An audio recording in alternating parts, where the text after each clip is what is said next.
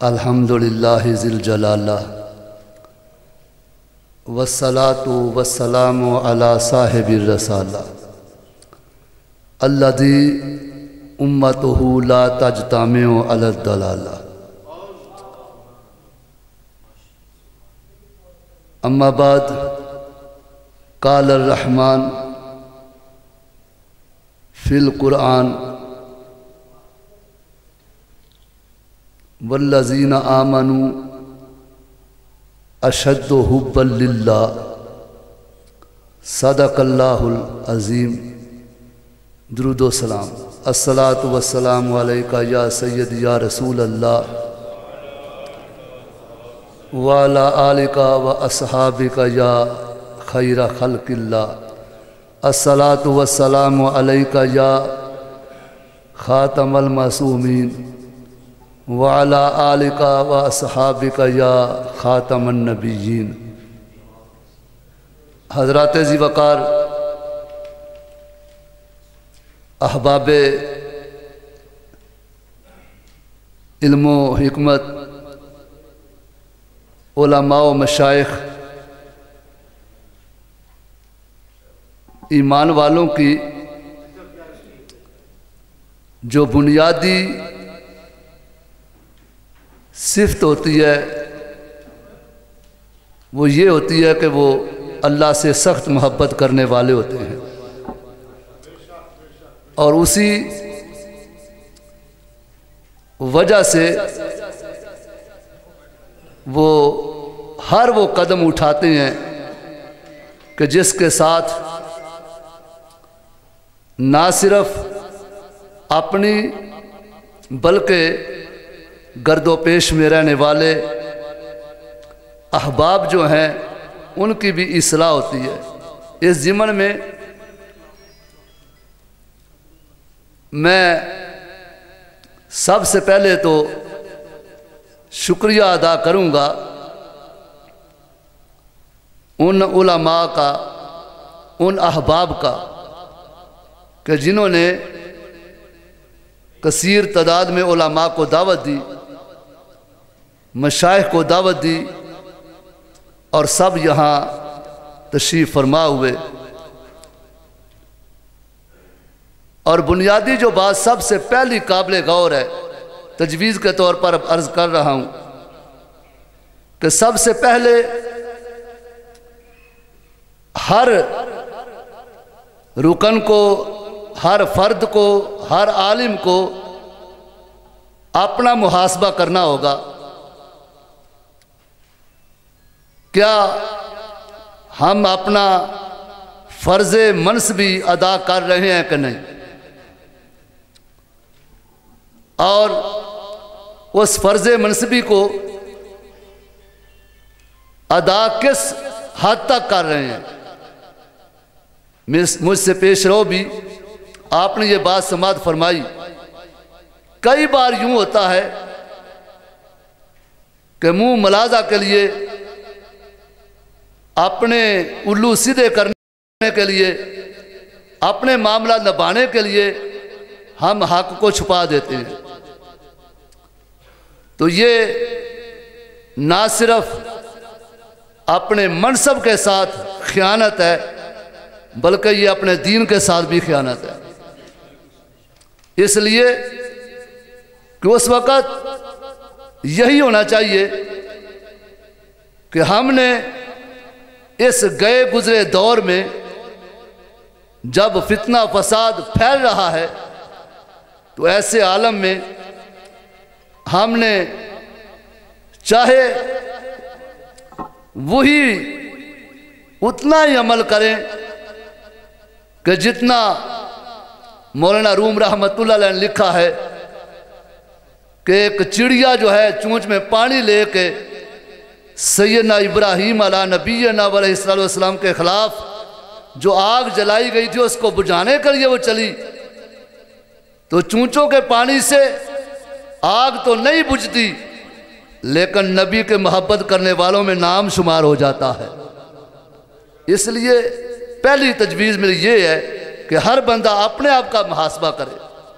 اور امام اعظم ابو حنیفہ رحمۃ اللہ علیہ کا یہاں قول جو ہے وہ بیجا نہ ہوگا۔ آپ نے فرمایا کہ من لم یعرف احوال زمان فہو جاہل، عالم ہو اور زمانے کے حالات سے آگاہ نہ ہو وہ عالم ہو کے بھی جاہل ہے۔ اس لیے کہ جب اس کو پتہ نہیں کہ کون کیا کر رہا ہے تو ایسے عالم میں وہ خود بھی ڈوبے گا اور دوسروں کو بھی لے ڈوبے گا۔ دوسری تجویز پھر یہ دیکھنا چاہیے کہ چونکہ شریعت بھی ہمیں یہ رستہ بتاتی ہے کہ کسی کو اپنا پیشوا، اپنا رہبر، اپنا قائد اور اپنا لیڈر چنا جائے، تو جب ہم نے شروع سے لے کر دیکھتے ہیں تو تاریخ میں ہر دور میں جب گمراہیاں اور جب فتنہ فساد اٹھتے ہیں تو کوئی نہ کوئی ہستی حق والی ایسی منظر عام پہ آتی ہے کہ جس کو لوگ اپنا مقتدا، اپنا پیشوا جب مقرر کر لیتے ہیں تو الحمدللہ اس کے ذریعہ سے رستے آسان ہو جاتے ہیں۔ یہ ہمارے لیے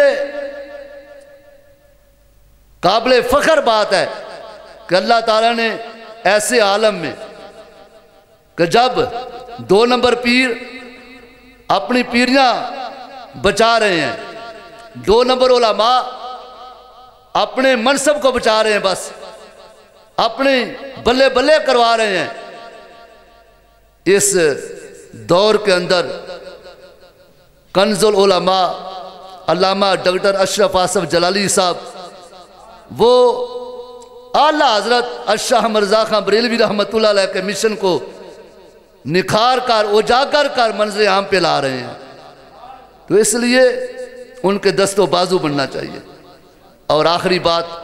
اور اپنی گفتگو ختم کرتا ہوں کہ یہ جو میٹنگ آج ہو رہی ہے، یہ جو آج اجلاس بلایا گیا ہے، اس کو یہ نہیں کہ آج ہی پھر اس کو ختم کر دیا جائے۔ مجھے یہ دیکھ کے دکھ بھی ہوا، میں تو یہ سمجھ رہا تھا کہ مجھے دعوت ملی ہے، میں انشاءاللہ ضرور حاضر ہوں گا۔ اگر پتہ چلتا کہ ڈسکا سے علماء تشریف نہیں لا رہے تو میں ان کو ساتھ لے کے انشاءاللہ آتا۔ ویسے میرے ساتھ الحمدللہ 3 علماء تشریف لائے، اور 3 علماء وہ تشریف لائے ہیں جو اپنے اپنے مدارس میں ناظم اللہ ہیں۔ وہ یعنی یوں سمجھو کہ ایک پورے علاقے کے وہ سربراہ ہیں، وہ تشریف لائے۔ اگر ڈسکا کے متعلق میری ڈیوٹی لگا دی جاتی تو ڈسکا کے علماء کو بھی ہم عرض کرتے تو وہ بھی ضرور تشریف لاتے۔ بہرحال ہم بھی اپنے آپ کو ڈسکا میں شمار کرتے ہوئے نمائندگی پر ہم اپنی حاضری کو یقینی بنایا ہے، تو یہ بھی بڑی خوشی ہوئی کہ بڑی دیرینہ خواہش کے بعد مولانا حامد ضیاء صاحب زیدہ مجدہ ان کی آج زیارت ہوئی، اس مسجد کی بلکہ زیارت ہوئی۔ میں عرصہ کافی دیر پہلے منڈی چشتیاں بیان کرنے گیا مولانا غلام علی میر صاحب رحمۃ اللہ علیہ کے مدرسے میں، تو ان کے جانشین نے حضرت کا ذکر کیا، تو اس وقت سے جو ہے وہ میں بس اپنی مصروفیت کی بنا پر نہیں آ سکا، تو اب موقع ملا تو بڑی خوشی ہوئی۔ اور بھی کئی منورانی چہرے علماء مشائخ کی زیارت ہوئی، تو ایک یہ بھی مطلب پورا ہو جاتا ہے، مقصد پورا ہو جاتا ہے، زیارتیں، ملاقاتیں، اور پھر جو سب سے بڑی بات، اس طرح ایک جذبہ پیدا ہوتا ہے، جذبہ پیدا ہوتا ہے، جو سست ہیں وہ بھی چست ہو جاتے ہیں، جو